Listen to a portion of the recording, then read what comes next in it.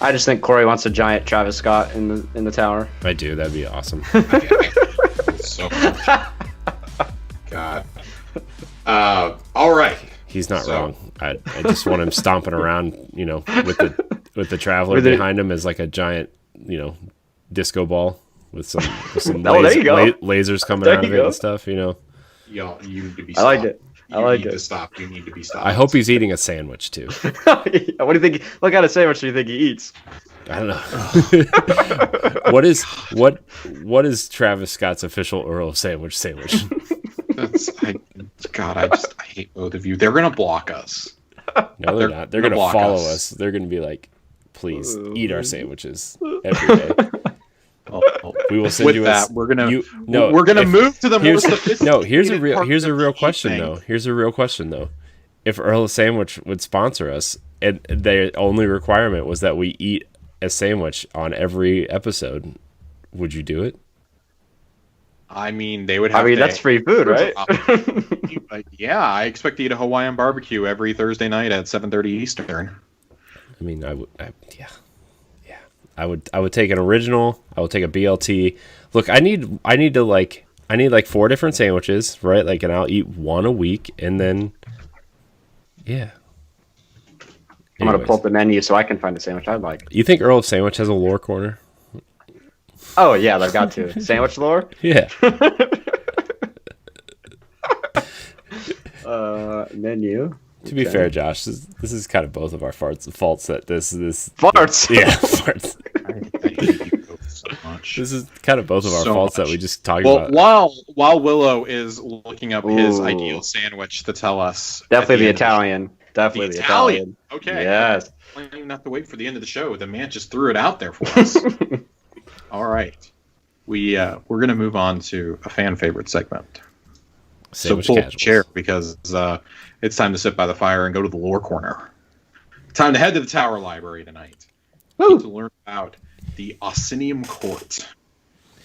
You think when Zavala goes to his lore corner, Oh my gosh. you think he wears like his armor in his chair when he's drinking his like I think Diet Zavala Sprite? wears a toga. I think he wears a toga in the tower. Okay. I'm gonna be honest with you. Okay. I could see that. Yeah, I could see that. Or he's just like strolling around in like basketball shorts and a t-shirt. Like No, I think he's like a nightshirt guy, but not like just like a nightshirt, like one of them really long old Charlie and the Chocolate Factory style nightshirts.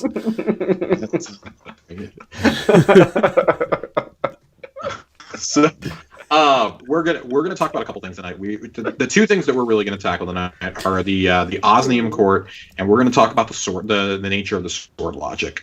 We were going to squeeze the Ascendant Realm in, but there is so much juiciness here that we're actually gonna save the Ascendant Realm for when we talk about Sabatun. It matters just a tad bit more to her story, and I feel like everyone kind of has a grasp on what the Ascendant Plane actually is at this point.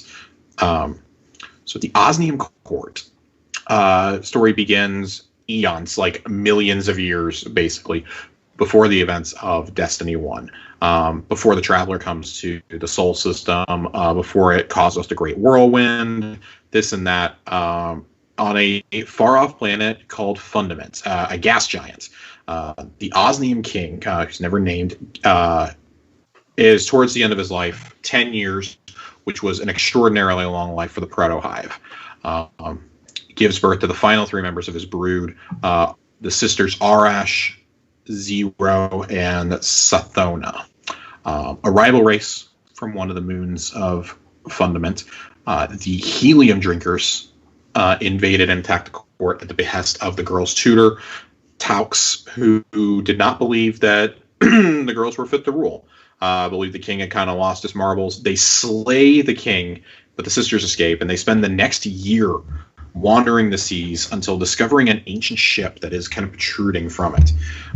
As they go into it, it takes them 2 years to get the ship operating and running. Zero wants to go and sell the ship, but Arash and Sathona decide to follow the guidance, I guess you could say, of a worm that they found washed up on the shore that was once in their father's care. Keep worms in mind. It's going to be a recurring theme throughout today's segment. but Sathona could hear the worms speaking to her. So Arash and her they overrule Zero, and they start heading down towards the core. And they encounter a Leviathan who cautioned them against going deeper. The Leviathan told them that going any deeper was a choice between the sky and the deep, the light and the darkness.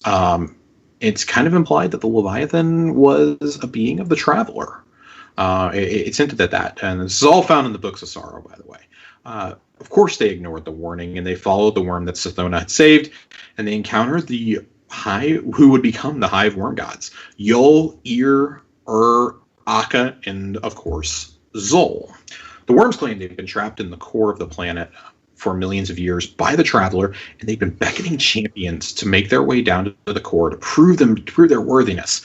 They made a deal with the sisters and offered them immortality if they served them, telling them as their power grew, the worms' appetites would grow as well. What they didn't know is this would amplify their natures. So for Arash, it was ruling. It was cunning for Sathona, and it was war for Zero. They were reborn once they accepted the pack. Zero as Zivu Arath, Sathona as Savathun, and of course Arash would not fully take the name of Oryx quite yet. Arax, more like, was her name, and decided to become a king instead. So accepted the power from the worm gods and became male. It's very strange how that whole plot line unfolds even as you're reading it. It kind of infers that they can be both gender, they're gender neutral. Not really sure how to describe it within the context of this in the universe. The siblings later would liberate their people, and they would create the first hive using the power of the worm larva. And they gave the remaining people a choice, the remaining proto-hive a choice: join them or be completely wiped out. Most of them accepted the worm larva, and thus the hive were born. They built ships and ascended to the moon, where Talix was hiding among the helium drinkers. And Oryx was willing to negotiate, but Savathun wasn't, and killed him, starting the first in a long line of cycle of the sisters and the brother killing each other. It was after this that Oryx would be, or RX, sorry, we haven't reached Oryx. RX would come back completely merciless and bloodthirsty and wipe out everybody on the moon. And at this point, they realized that they had been deceived by the worm gods and started conspiring to kill them all. Upon slaying the worm god Akka, RX became Oryx officially and discovered the power to take, creating tablets of ruin within the Ascendant realm, and created the tithing system that is used to this day among the hive castes, where you have to prove your worthiness within the hive, creating what we call the sword logic. Dun, dun, dun. Sword logic. I'm going to try to break down the sword logic as easily as we can. We hear this thrown around a lot. It's become increasingly more relevant. Of course, we first learned about it through Crota and Oryx, and it has kept being there at the forefront of the Savathun discussions now too. With talk of it a few weeks ago, we talked about the murder battery she's creating, which is a complete rejection of the hive caste system in a way. The sword logic can probably most easily be summarized as the complete rejection of the Traveler's ideals. It is the exact opposite of what the light fights for. Weaker individuals must be defeated by a stronger creature, and existence is struggle within the sword logic. Everybody is meant to struggle with the most powerful beings coming out on the top, hence the tithing system that is created. The ultimate goal of this power of conquest and proving oneself is to create an ascendant realm, and it's also the secret of learning how to take individuals. One must be completely and utterly ruthless and nihilistic towards their enemies in order to learn this power. To our knowledge, Oryx is the only person who has ever had the ability to take, although it is strongly suspected that Savathun, because she has coveted this power, that she has now gained the ability to take somehow, whether it's through her or whether it's through Kira. Sorry, thought I heard something. Through Kira. It's that trombone right across. Vex Mind. Yep. It's through one of those methods, and we're not entirely sure. That is likely something that will be hinted at over the next year, if not towards the end of this season. How exactly has she come to get this power? leading into the events of the Witch Queen. So, with all that being said, we were originally going to tack on the Ascendant Realm. We were originally going to do Savathun on this as well. But Savathun, literally, she demands her own episode, maybe even two, just based off what we know her at this point from operating in the shadows. And that's before she's even made her grand debut in the story. That's a lot. This is the most we've ever known about an off-screen character, to my knowledge, in the universe before they physically have shown up. We did not know this much about Crota or about Oryx before they showed up, that's for sure. We didn't know anything about Kalos before he showed up. This is completely different. We've known about Savathun since The Taken King, and we're still a year off, presumably, from her full debut. So, that is the lore snippet for this week. That's I feel like I've been watching some Bife videos on Savathun, and it's like he, like, even in his own videos, he's like, I'm not even sure if this lore is real yet, because she's such a manipulator and a trickster, like, that you just don't even know. We know that she's already impersonated Eris Morn once to the Guardian. Yeah. Through the Truth to Power lore book that is obtained within the Dreaming City. And they've done some fun hints, such as the first time somebody got to 999 power, because it was literally in the lore, like 999 was relating to the Shattered Throne. Yeah. That, this will break the curse. And when the person got to the end and beat it solo by themselves and nothing happened in game, everyone's like, oh, this sucks. And Bungie released a statement the next day saying they'd been watching, and like, but in that, it's like Savathun is like interjecting into the written statements, like basically saying like, we're gonna meet soon. And it's like, oh my god, like this is so cool that they're taking these sort of steps with building the universe. Like, we're acknowledging, we're watching what you're doing, and you're trying to see if we're lying to you or not. Like, are you being played by her? And there's a really strong possibility that we are at this point, and it's just so exciting. There's so many things you can still do with the Osmium Court, but I do want them to wrap Savathun and Xivu Arath up in the next expansion, because I'm kind of over the Hive and the Taken in general right now. Even though they are probably both of those are the most physical embodiment of the darkness out of any of the races. They really are the darkness. In a lot of ways. They are the enemies of they are the true enemies of the Traveler.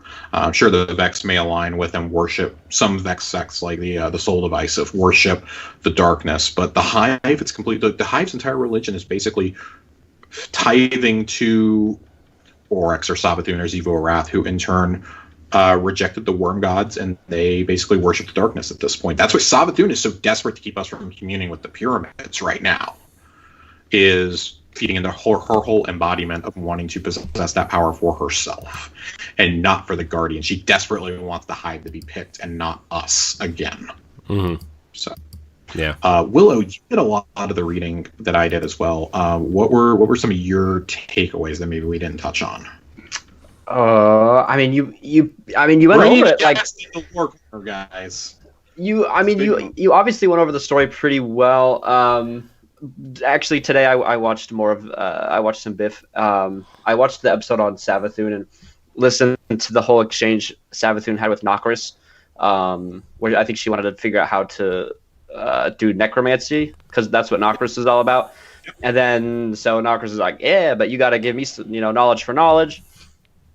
And so that all happens, and then when Nokris, the vision or whatever, ends, and he's just in a room with a dead thrall, and he's like, well, that's cool.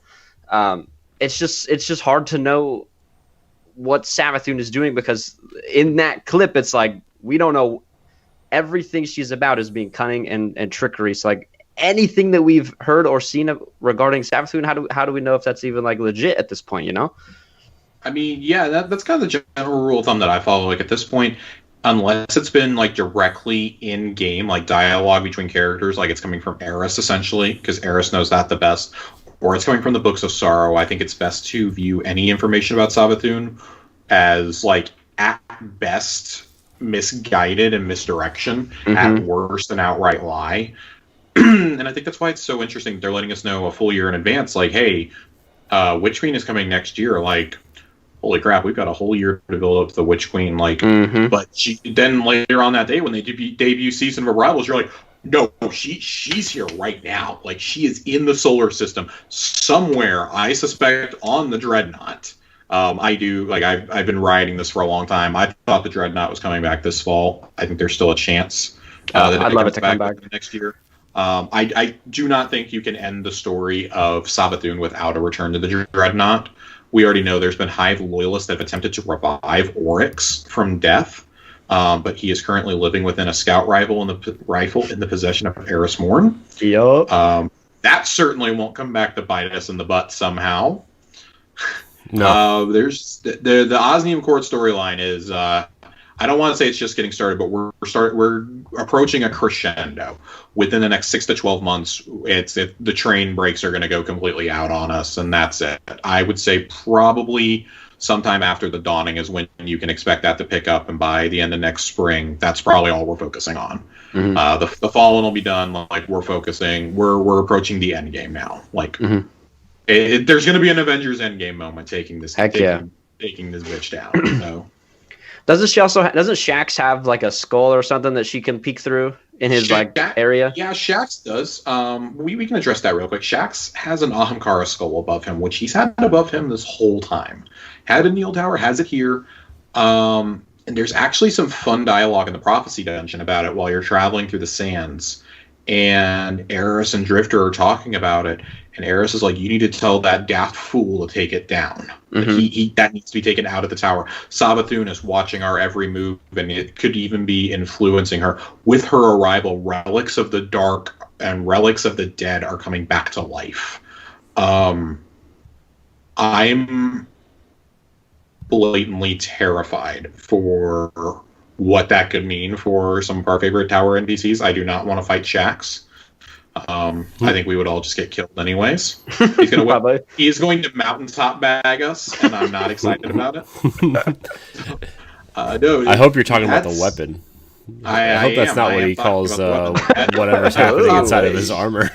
The mountaintop is Shax's personal gun that he used at the Battle of Six Fronts. So no wonder it's so OP. We were talking about the weapon. Good. Kind of concerned. Well, that was like last week's interference mission. That tab had presumably Savathun peering through that skull and looking at what we would presume Zavala, I believe. Yeah, and so Zavala is an interesting case. We're kind of we're gearing up to do a little bit of Zavala here in a few weeks. Start a whole series on the denizens of the tower once we've gotten through the rest of the Osmium Court. And man, there's been so much Zavala stuff that's come out this season alone, and I think it's kind of I know it's certainly changing my perspective on him.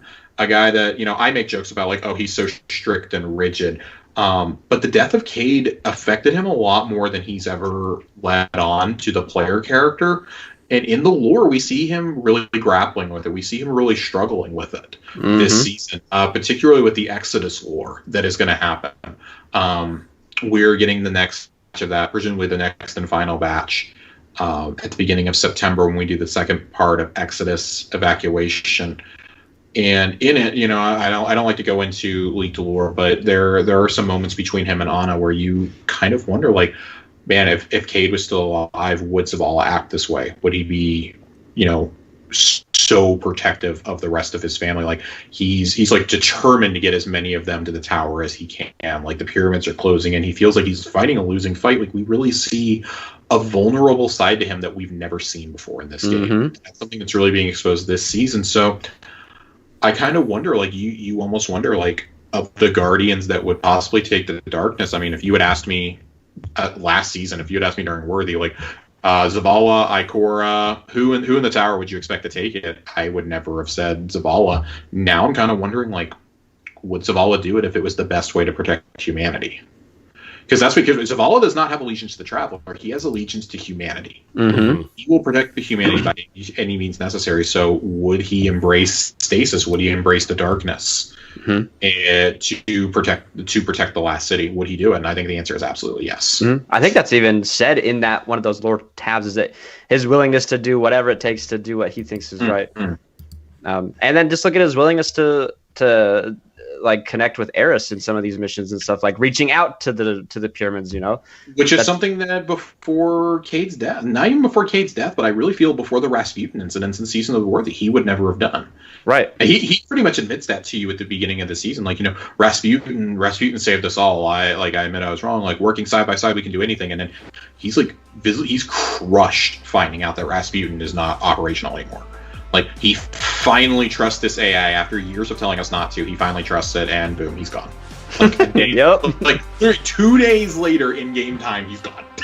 So, yeah, I think there's a lot of really interesting stuff to talk about with Zavala. But